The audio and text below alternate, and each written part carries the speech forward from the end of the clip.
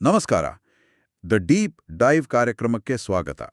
ಆ, ಇಂದಿನ ನಮ್ಮ ಆಳವಾದ ವಿಶ್ಲೇಷಣೆಯ ವಿಷಯ ವೃಶ್ಚಿಕ ರಾಶಿಯವರಿಗೆ ಒಲಿಯುತ್ತಿರುವ ದೈವಿಕ ಕೃಪೆ ಮತ್ತು ಅದೃಷ್ಟ. ಹೌದು, ಇದೊಂದು ಬಹಳ ಕುತೂಹಲಕಾರಿಯಾದ ಮೂಲಪಠ್ಯ. ಖಂಡಿತ. ಈ ಪಠ್ಯದ ಪ್ರಕಾರ ವೃಶ್ಚಿಕ ರಾಶಿಯವರ ಜೀವನದಲ್ಲಿ ಈಗ ಬೃಹತ್ ಬದಲಾವಣೆಗಳು ಶುರುವಾಗ್ತಿವೆ ಅಲ್ವಾ? ಹೌದು, ಇದು ಕೇವಲ ಭವಿಷ್ಯವಾಣಿಯಲ್ಲ. ಇದು ಅವರ ವ್ಯಕ್ತಿತ್ವ, ಹಣಕಾಸು ಮತ್ತು ಅವರು ಪಾಲಿಸಬೇಕಾದ ಕೆಲವು ನಿರ್ದಿಷ್ಟ ಆಚರಣೆಗಳ ಹಿಂದಿನ ಆಳವಾದ ಅರ್ಥವನ್ನು ತಿಳಿಸುತ್ತದೆ. ನಮ್ಮ ಇಂದಿನ ಚರ್ಚೆಯ ಉದ್ದೇಶ ಕೂಡ ಅದೇ ಆಗಿದೆ. ಅಬ್ಬಾ, ಇದು ನಿಜಕ್ಕೂ ಆಸಕ್ತಿದಾಯಕವಾಗಿದೆ. ಈ ಮೂಲಪಠ್ಯ ಹೇಳುವ ಪ್ರಕಾರ ಇದು ಕೇವಲ ಒಂದು ಸಾಮಾನ್ಯ ಸಮಯವಲ್ಲ, ಬದಲಾಗಿ ಜೀವನವನ್ನು ಸಂಪೂರ್ಣವಾಗಿ ಬದಲಾಯಿಸುವಂಥ ಶಕ್ತಿಯಿರುವ ಸಮಯವಂತೆ. ವೃಶ್ಚಿಕ ರಾಶಿಯವರಿಗೆ 4 ದೊಡ್ಡ ಶುಭ ಸುದ್ದಿಗಳು ಕಾದಿವೆ ಅಂತ ಹೇಳಲಾಗಿದೆ. ನಿಜ. ಈ ಹಂತ ಇಷ್ಟೊಂದು ಶಕ್ತಿಶಾಲಿಯಾಗಿರಲು ಮುಖ್ಯ ಕಾರಣ ಏನು ಗೊತ್ತಾ? ಇದು ಕೇವಲ ಗ್ರಹಗಳ ಬದಲಾವಣೆಯಿಂದ ಇದ್ದಕ್ಕಿದ್ದಂತೆ ಸಿಗುತ್ತಿರುವ ಅದೃಷ್ಟ ಅಲ್ಲ. ಓ, ಮತ್ತೆ? ಇದು ಇಲ್ಲಿಯವರೆಗೆ ಅವರು ಪಟ್ಟ ಕಠಿಣ ಪರಿಶ್ರಮ ಮತ್ತು ಸಹನೆಗೆ ಸಿಕ್ತಿರುವ ಅಂತಿಮ ಫಲ. ವಿಶೇಷವಾಗಿ ಮಂಗಳ ಗ್ರಹದ ಪ್ರಭಾವದಿಂದ ಅವರ ಆ ದೀರ್ಘಕಾಲದ ಕಾಯುವಿಕೆಗೆ ಈಗ ದೈವಿಕ ಕೃಪೆಯು ಒಂದು ವೇಗವರ್ಧಕವಾಗಿ ಕ್ಯಾಟಲಿಸ್ಟ್ ಆಗಿ ಕೆಲಸ ಮಾಡ್ತಿದೆ. ಅಂದ್ರೆ ಇದೊಂದು ದೊಡ್ಡ ಬದಲಾವಣೆ ಅನ್ಬೋದು. ಆದರೆ ಈ ಬದಲಾವಣೆಗಳನ್ನು ಅರ್ಥ ಮಾಡ್ಕೊಳ್ಳೋ ಮುನ್ನ ಆ ಬದಲಾವಣೆಗಳನ್ನು ಸ್ವೀಕರಿಸ್ತಿರುವ ವ್ಯಕ್ತಿಗಳ ಮೂಲ ಸ್ವಭಾವವನ್ನು ನಾವು ನೋಡಬೇಕು ಅಲ್ವಾ? ಪಠ್ಯದಲ್ಲಿ ವೃಶ್ಚಿಕ ರಾಶಿಯವರ ಮಾನಸಿಕ ಸ್ಥಿತಿಯನ್ನು ಬಹಳ ಸೂಕ್ಷ್ಮವಾಗಿ ವಿವರಿಸಿದ್ದಾರೆ. ಹೌದು, ಅವರು ಹೊರಗಿನಿಂದ ಎಷ್ಟೇ ಕಠಿಣವಾಗಿ ಕಂಡರೂ ಒಳಗಿನಿಂದ ಅತ್ಯಂತ ಶುದ್ಧ ಹೃದಯದವರು ಅಂತ ಪಠ್ಯ ಹೇಳ್ತದೆ. ಅವರು ಸುಳ್ಳು ಹೇಳುವುದನ್ನು ದ್ವೇಷಿಸ್ತಾರೆ. ಮತ್ತೆ ಮುಖಕ್ಕೆ ಹೊಡೆದಂತೆ ನೇರವಾಗಿ ಮಾತನಾಡುವ ಧೈರ್ಯ ಕೂಡ ಅವರಲ್ಲಿದೆ ಅಂತ ಉಲ್ಲೇಖಿಸಲಾಗಿದೆ. ಖಂಡಿತ. ಜೊತೆಗೆ ಅವರು ಯಾವುದೇ ನಿರ್ಧಾರವನ್ನು ಆತುರದಿಂದ ತೆಗೆದುಕೊಳ್ಳುವುದಿಲ್ಲ. ಪ್ರತಿಯೊಂದನ್ನು ಆಳವಾಗಿ ವಿಶ್ಲೇಷಿಸ್ತಾರೆ. ಎಲ್ಲಕ್ಕಿಂತ ಹೆಚ್ಚಾಗಿ ಕುಟುಂಬಕ್ಕಾಗಿ ತಮ್ಮ ಸ್ವಂತ ಸಂತೋಷವನ್ನೇ ತ್ಯಾಗ ಮಾಡ್ತಾರೆ. ಹೌದು, ಒಳಗಡೆ ಎಷ್ಟೇ ನೋವಿದ್ರೂ ಹೊರಗೆ ನಗುತ್ತಾ ಎಲ್ಲರೊಡನೆ ತಮಾಷೆಯಾಗಿ ಮಾತನಾಡುತ್ತಾರಲ್ವಾ? ಇದನ್ನ ಓದಿದಾಗ ನನಗೊಂದು ಉದಾಹರಣೆ ನೆನಪಾಯಿತು. ಯಾವ ಉದಾಹರಣೆ? ಇವರು ಒಂದು ವಾಹನದ ಶಾಕ್ ಅಬ್ಸಾರ್ಬರ್ ಇದ್ದ ಹಾಗೆ ಅನ್ನಿಸ್ತು. ಅಂದ್ರೆ ರಸ್ತೆಯ ಎಲ್ಲ ಹೊಂಡ ಗುಂಡಿಗಳ ಏಟನ್ನು ತಾವೇ ತಿಂದು ವಾಹನದ ಒಳಗಿರುವ ಕುಟುಂಬಕ್ಕೆ ಯಾವುದೇ ಆಘಾತವಾಗದಂತೆ ಕಾಪಾಡುತ್ತಾರೆ. ಬಹಳ ಅದ್ಭುತವಾದ ಹೋಲಿಕೆ ಇದು. ಕವಚದಂತೆ ನಿಂತು ಕಾಪಾಡುತ್ತಾರೆ, ಆದ್ರೆ ಒಳಗಿಂದೊಳಗೆ ತಾವೇ ಸವೆದು ಹೋಗಿರುತ್ತಾರೆ. ನಿಖರವಾಗಿ. ಆದ್ರೆ ಇಲ್ಲೊಂದು ಪ್ರಶ್ನೆ ಬಂತು. ಅವರು ಇಷ್ಟೊಂದು ಬುದ್ಧಿವಂತರು, ಆಳವಾಗಿ ಯೋಚಿಸುವವರು ಎಂದ ಮೇಲೆ ಇತರರ ಮಾತುಗಳನ್ನು ಕೇಳಿ ಸುಲಭವಾಗಿ ಮೋಸ ಹೋಗುತ್ತಾರೆ ಅಂತ ಪಠ್ಯದಲ್ಲಿ ಏಕೆ ಹೇಳಿದ್ದಾರೆ? ಇದೊಂದು ವಿರೋಧಾಭಾಸ ಅಲ್ವಾ? ಮೇಲ್ನೋಟಕ್ಕೆ ಹೌದು. ಆದ್ರೆ ಅವರ ಬುದ್ಧಿವಂತಿಕೆಗಿಂತ ಅವರ ಕರುಣಾಮಯ ಹೃದಯ ಬಹಳ ದೊಡ್ಡದು ಅನ್ನೋದನ್ನ ನಾವು ಮರಿಬಾರ್ದು. ಅಂದ್ರೆ ಭಾವನೆಗಳು ತರ್ಕವನ್ನು ಮೀರಿಸುತ್ತವೆ ಅಂತಾನ? ಹೌದು. ಯಾರಾದರೂ ಕಷ್ಟದಲ್ಲಿದ್ದಾರೆ ಎಂದ್ರೆ ಸಾಕು, ಆ ವ್ಯಕ್ತಿಯ ನೋವನ್ನು ತಮಗೆ ನೋವೆಂದು ಭಾವಿಸುವ ಅತಿಯಾದ ಸಹಾನುಭೂತಿಯವರಲ್ಲಿದೆ. ಈ ಕಾರಣದಿಂದಲೇ ಅವರು ಕೆಲವೊಮ್ಮೆ ಹೊರಗಿನವರನ್ನು ಕುರುಡಾಗಿ ನಂಬಿ ಮೋಸ ಹೋಗ್ತಾರೆ. ಇದು ಅವರ ದೌರ್ಬಲ್ಯವಲ್ಲ, ಬದಲಾಗಿ ಅವರ ಒಳ್ಳೆಯತನದ ಒಂದು ಅಡ್ಡ ಪರಿಣಾಮ. ನಿಜಕ್ಕೂ ಆಳವಾದ ಮಾತು. ಈ ನಿರಂತರ ತ್ಯಾಗ ಮತ್ತು ಕಷ್ಟಗಳ ಸರಮಾಲೆಗೆ ಈಗ ಒಂದು ಮುಕ್ತಿ ಸಿಗುವ ಸಮಯ ಬಂದಿದೆ ಅಂತ ಪಠ್ಯದಲ್ಲಿ ಸ್ಪಷ್ಟವಾಗಿ ಹೇಳಿದರೆ. ಹೌದು, ಮತ್ತು ಆ ಬದಲಾವಣೆಗಳು ಕೇವಲ ಮಾನಸಿಕವಲ್ಲ, ಸಂಪೂರ್ಣ ವಾಸ್ತವಿಕ ಹಾಗೂ ಭೌತಿಕ ಬದಲಾವಣೆಗಳು. ಇಲ್ಲಿ ವೃಶ್ಚಿಕ ರಾಶಿಯ ಒಟ್ಟು 9 ಪಾದಗಳ ಬಗ್ಗೆ ಪ್ರಸ್ತಾಪಿಸಲಾಗಿದೆ ಅಲ್ವಾ? ಹೌದು. ವಿಶಾಖ ನಕ್ಷತ್ರದ 4ನೇ ಪಾದ, ಅನುರಾಧ ನಕ್ಷತ್ರದ ಎಲ್ಲಾ 4 ಪಾದಗಳು ಮತ್ತು ಜ್ಯೇಷ್ಠ ನಕ್ಷತ್ರದ 4 ಪಾದಗಳು ಈ ಮಹತ್ತರ ಬದಲಾವಣೆಗೆ ಒಳಪಡ್ತವೆ.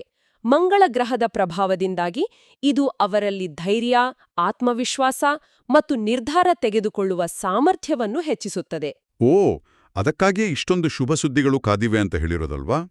ಆರ್ಥಿಕ ಸ್ಥಿರತೆ, ಸಾಲದಿಂದ ಮುಕ್ತಿ, ನಿಂತೋದ ಆದಾಯದ ಮರುಪ್ರಾರಂಭ ಇವೆಲ್ಲವೂ ಉಲ್ಲೇಖವಾಗಿವೆ. ಖಂಡಿತ. ಉದ್ಯಮಿಗಳಿಗೆ ವ್ಯಾಪಾರ ವಿಸ್ತರಣೆ ಮತ್ತು ಲಾಭ, ಉದ್ಯೋಗಿಗಳಿಗೆ ಬಡ್ತಿ ಮತ್ತು ಸಂಬಳ ಹೆಚ್ಚಳ, ಹಾಗೂ ವಿದ್ಯಾರ್ಥಿಗಳಿಗೆ ಸ್ಪರ್ಧಾತ್ಮಕ ಪರೀಕ್ಷೆಗಳಲ್ಲಿ ಯಶಸ್ಸು ಸಿಗಲಿದೆ ಅಂತ ಪಠ್ಯ ಸ್ಪಷ್ಟಪಡಿಸಿದೆ. ಶಿಕ್ಷಕರಿಂದ ಪ್ರಶಂಸೆ ಕೂಡ ಸಿಗುತ್ತದೆ ಅಂತೆ. ಆದರೂ ನನಗೆ ಇಲ್ಲೊಂದು ಸಣ್ಣ ಅನುಮಾನ ಇದೆ. ಅಂದ್ರೆ ಇದರ ಅರ್ಥ ಏನು? ಪಠ್ಯವು ಅವರು ಮುಟ್ಟಿದ್ದೆಲ್ಲ ಚಿನ್ನವಾಗುತ್ತದೆ, ಊಹಿಸಲಾಗದಷ್ಟು ಹಣ ಬರುತ್ತದೆ ಎನ್ನುತ್ತದೆ. ಇದು ಕೇಳಲು ಸ್ವಲ್ಪ ಅತಿರಂಜಿತವಾಗಿ ಅನ್ನಿಸುತ್ತಿಲ್ಲವೇ? ಈ ಪಠ್ಯವು ಇದನ್ನು ವಾಸ್ತವಕ್ಕೆ ಹೇಗೆ ತಳಕು ಹಾಕುತ್ತದೆ? ಇದು ಬಹಳ ಮುಖ್ಯವಾದ ಪ್ರಶ್ನೆ. ಈ ಅದೃಷ್ಟ ಅಂದ್ರೆ ಆಕಾಶದಿಂದ ಇದ್ದಕ್ಕಿದ್ದಂತೆ ಬೀಳುವ ಹಣ ಖಂಡಿತ ಅಲ್ಲ. ಮೂಲ ಪಠ್ಯವು ಪದೇ ಪದೇ ಹಿಂದೆ ಮಾಡಿದ ಕಠಿಣ ಪರಿಶ್ರಮ ವ್ಯರ್ಥವಾಗುವುದಿಲ್ಲ ಅಂತ ಒತ್ತಿ ಹೇಳುತ್ತದೆ.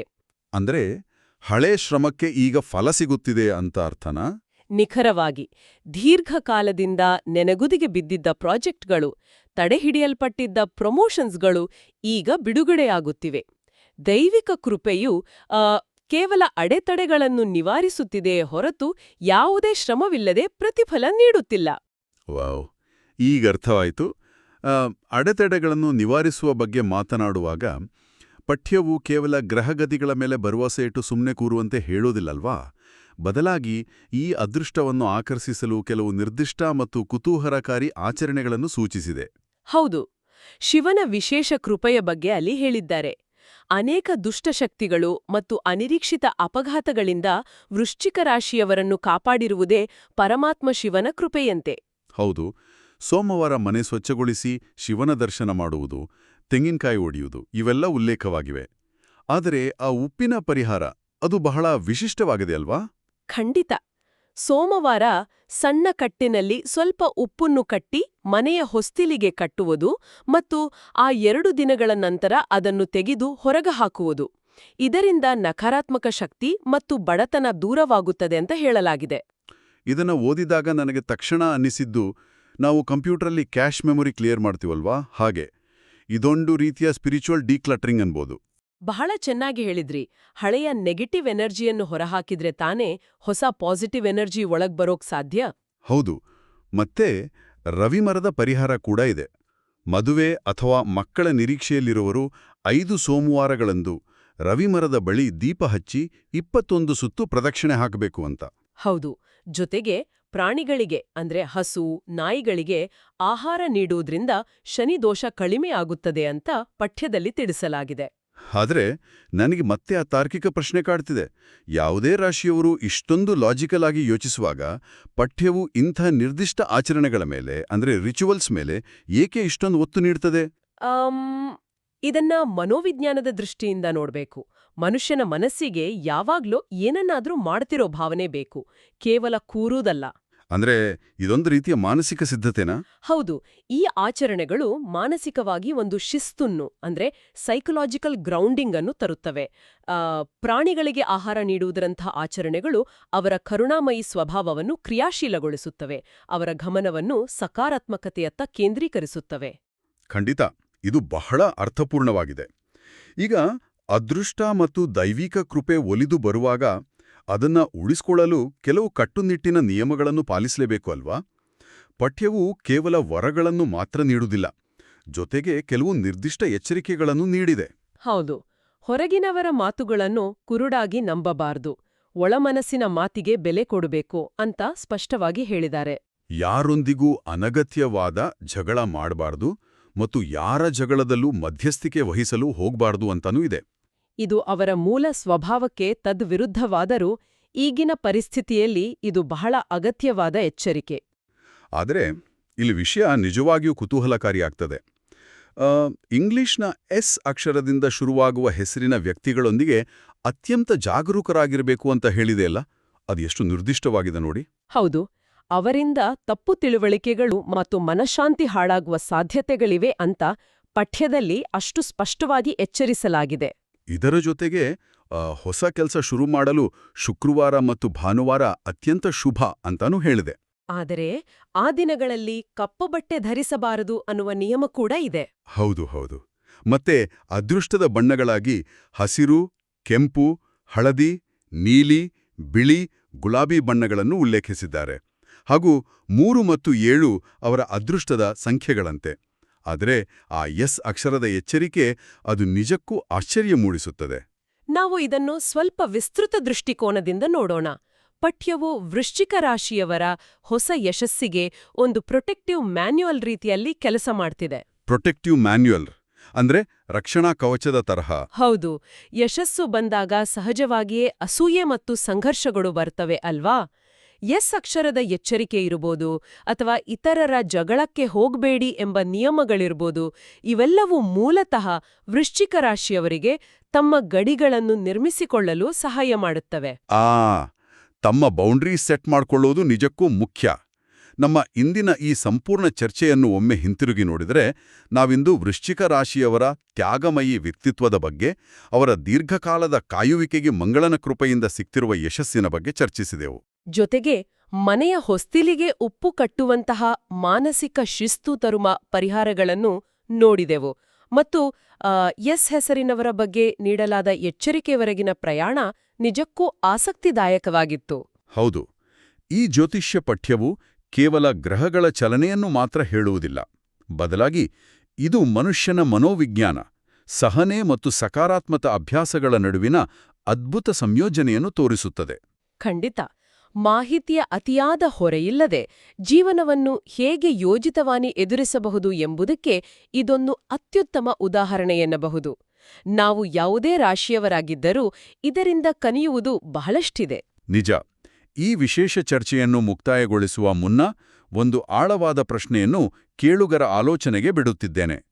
ವೃಶ್ಚಿಕ ರಾಶಿಯವರು ಪ್ರತಿಯೊಂದನ್ನು ಆಳವಾಗಿ ಯೋಚಿಸುವ, ತಾರ್ಕಿಕವಾಗಿ ವಿಶ್ಲೇಷಿಸುವ ಸ್ವಭಾವದವರಲ್ವಾ? ಹೌದು, ಇದು ಅವರ ಮೂಲಗುಣ. ಆದರೆ ಅವರ ಪ್ರಸ್ತುತ ಯಶಸ್ಸು ಸಂಪೂರ್ಣವಾಗಿ ಶಿವನ ಕೃಪೆ ಮತ್ತು ನಂಬಿಕೆಯನ್ನು ಆಧರಿಸಿದೆ ಎಂದು ಪಠ್ಯ ಹೇಳ್ತದೆ. ಹಾಗಾದರೆ ನಿಜವಾದ ಮತ್ತು ಉನ್ನತ ಮಟ್ಟದ ಯಶಸ್ಸನ್ನು ಸಾಧಿಸಬೇಕಾದರೆ ನಾವು ನಮ್ಮ ಅತಿಯಾದ ತಾರ್ಕಿಕ ನಿಯಂತ್ರಣವನ್ನು ಬಿಟ್ಟುಕೊಟ್ಟು ಬದುಕಿನ ಹರಿವು ಮತ್ತು ಸಮಯದ ಮೇಲೆ ಸಂಪೂರ್ಣ ನಂಬಿಕೆ ಇಡುವುದು ಅನಿವಾರ್ಯವೇ? ಇದೊಂದು ಅದ್ಭುತವಾದ ಪ್ರಶ್ನೆ. ಪ್ರತಿಯೊಂದಕ್ಕೂ ಲಾಜಿಕ್ ಹುಡುಕುವುದನ್ನು ಬಿಟ್ಟು ಕೆಲವೊಮ್ಮೆ ಕೇವಲ ನಂಬಿಕೆಯ ಮೇಲೆ ಹೆಜ್ಜೆ ಇಡುವುದು ಕೂಡ ಮುಖ್ಯವಾಗುತ್ತದೆ ಅಲ್ವಾ? ನಿಖರವಾಗಿ. ಈ ಒಂದು ಆಳವಾದ ಯೋಚನೆಯೊಂದಿಗೆ ಇಂದಿನ ನಮ್ಮ ಈ ಮೂಲಗಳ ಆಳವಾದ ವಿಶ್ಲೇಷಣೆಯನ್ನು ಇಲ್ಲಿಗೆ ಮುಕ್ತಾಯಗೊಳಿಸೋಣ. ನಮ್ಮ ಜೊತೆ ಸೇರಿದ್ದಕ್ಕೆ ಎಲ್ಲರಿಗೂ ಧನ್ಯವಾದಗಳು.